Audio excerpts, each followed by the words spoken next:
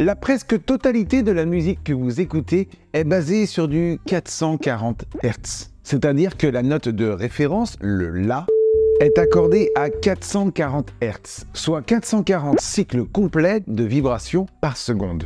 Mais ça n'a pas toujours été le cas. Pendant longtemps, lors des siècles précédents, on écoutait la musique en 432 Hz, qui se trouverait même être apparemment la fréquence de la Terre. Alors pourquoi on a changé l'accordage de nos instruments? Est-il meilleur ou moins bon pour notre bien-être et notre humeur? Est-ce que ça a un impact sur notre corps? Je vous raconte toute l'histoire de la musique en Hertz.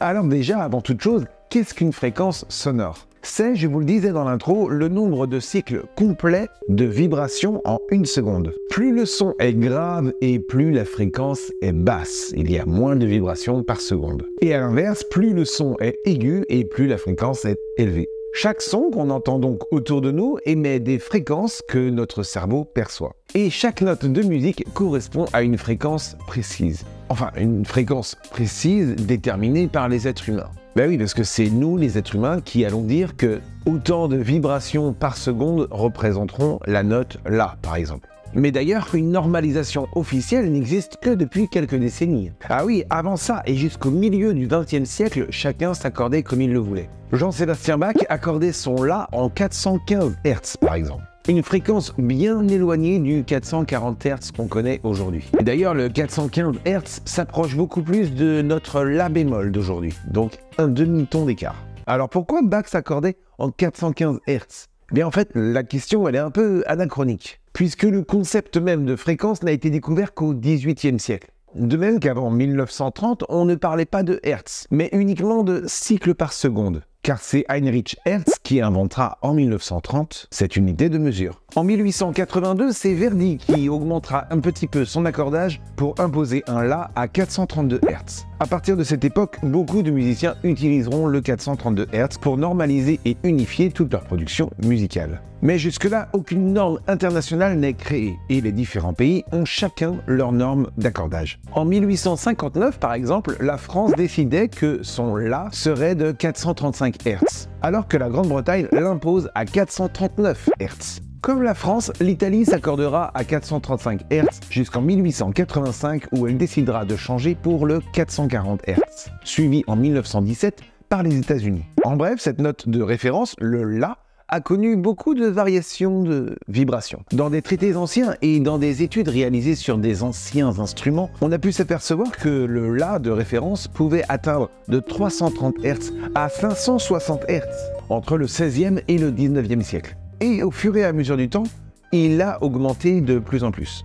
En théorie, plus un instrument s'accorde sur une note élevée, plus ça sonne brillamment. Et en pratique, l'élévation du La, c'est à cause des cordes métalliques. Des cordes en acier plus résistantes et souvent jouées dans des salles de plus en plus grandes. Il a donc fallu pour les orchestres s'adapter. S'adapter jusqu'au milieu du XXe siècle. En 1955, c'est pas si vieux, tout change.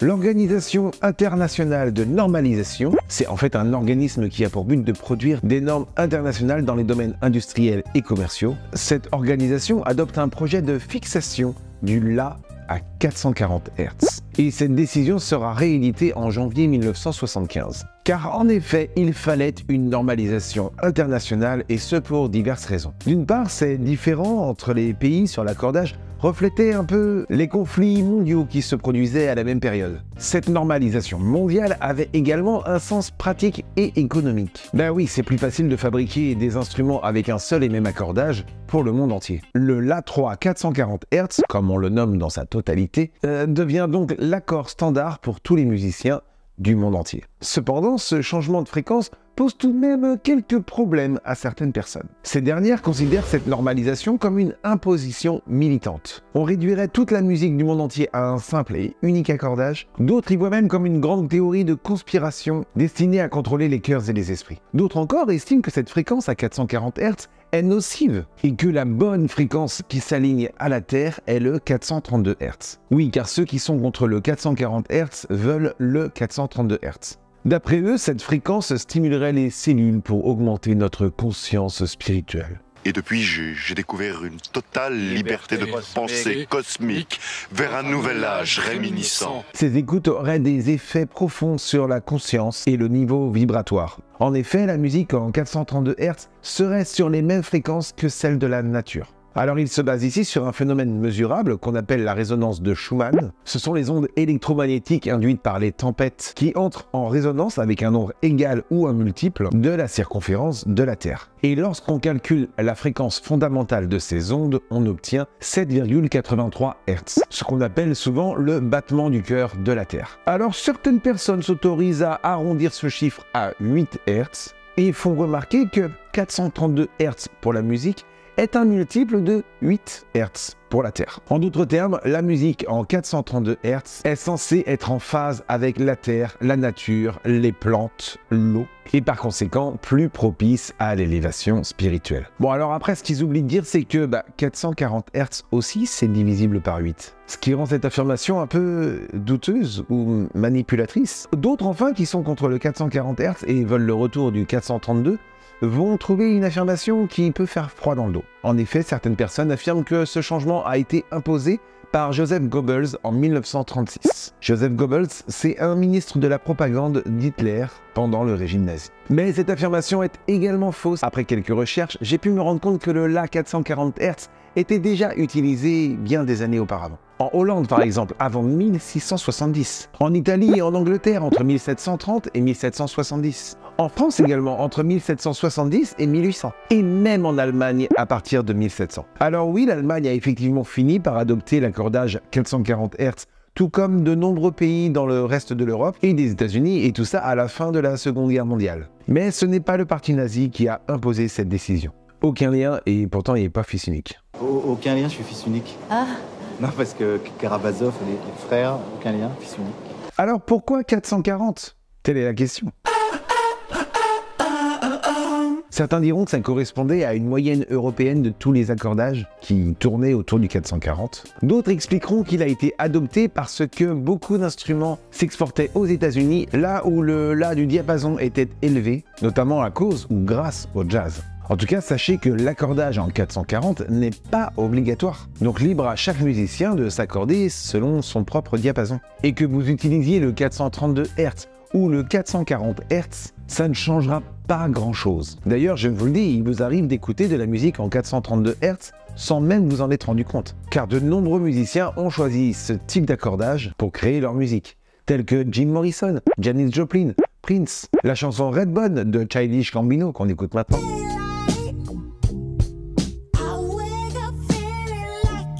Tout l'album Peace Sells But Who's Buying de Megadeth. Ou encore John Lennon avec son très connu Imagine. Alors on ne sait pas s'il s'agissait de créer une musique plus en harmonie avec la nature, ou alors s'il s'agissait d'une simple recherche artistique. Allez, pour terminer cette vidéo, je vais vous faire écouter des musiques en 432 puis en 440 Hz. Et vous allez voir que ça peut être un peu déroutant d'écouter les deux à la suite. J'ai demandé à mon ami youtubeur Franck Dunas de la chaîne 507 heures de vous jouer deux morceaux. Enfin, le même morceau, mais en 432 Hz puis en 440 Hz. Voici ce que ça donne, écoutez la différence et dites-moi en commentaire quelle version vous préférez. On va commencer avec mon groupe fétiche, les Beatles, avec une intro d'une chanson qui s'appelle Blackbird en 440 Hz.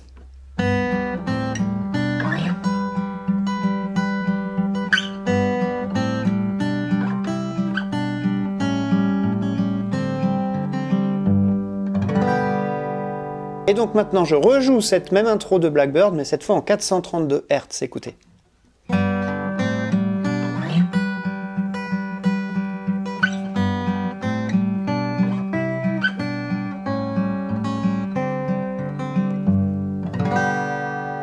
La tonalité aplatie du 432 Hz peut sembler rebutante au début, mais une fois qu'on y est habitué, le morceau résonne tel qu'on l'attendait. Et si ensuite on revient sur le 440 Hz, la netteté peut sembler un peu désagréable au début, avant de s'y habituer à nouveau. Un autre exemple ? C'est reparti. On va varier un peu avec une chanson française, je vais vous jouer l'intro de Je l'aime à mourir de Francis Cabrel, en 440 Hz donc.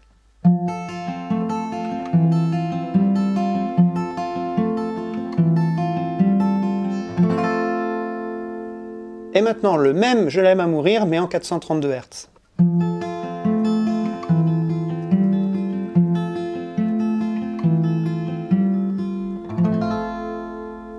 La team, j'espère que cette vidéo vous a plu. N'hésitez pas à me dire dans les commentaires quel accordage vous préférez. Si parmi vous il y a des musiciens, quel accordage vous utilisez. Si j'ai oublié des éléments importants, n'hésitez pas à les ajouter dans les commentaires. Je vous lirai avec intérêt. On continue cette vidéo juste en dessous. Bien sûr, je compte sur vos petits pouces en l'air, votre abonnement et la cloche des notifications. Et je vous dis à très bientôt pour une prochaine vidéo. C'est quoi qu'on veut? C'est ça qu'on veut.